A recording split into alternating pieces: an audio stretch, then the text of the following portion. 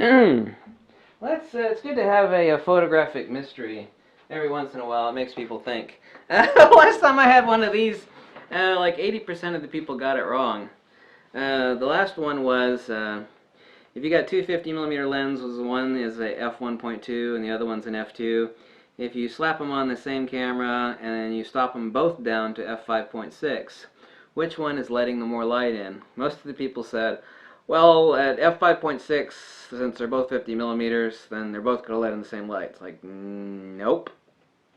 They were sure of that.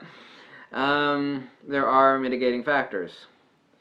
Luminal density based upon the front element, the number of elements in there, the construction. An f-stop is not a t-stop.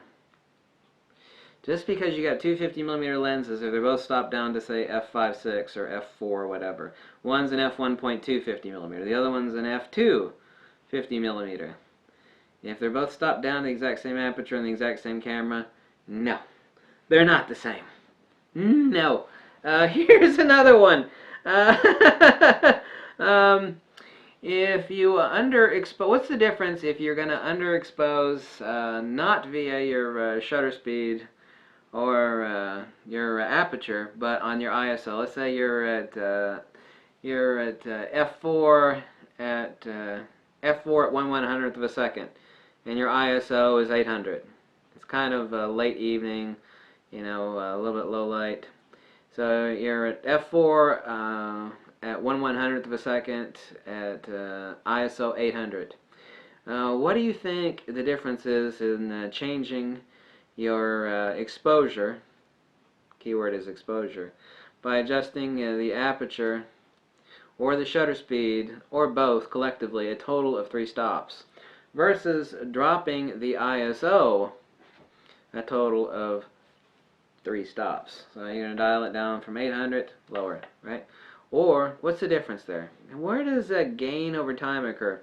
If you drop the exposure via the aperture or shutter, then the actual gain over time is changed. If you drop the ISO only, you don't change the aperture or shutter speed, but leave the shutter and aperture speed exactly the same, what has changed in the equation, and it's the only equation that matters in photography, gain over time.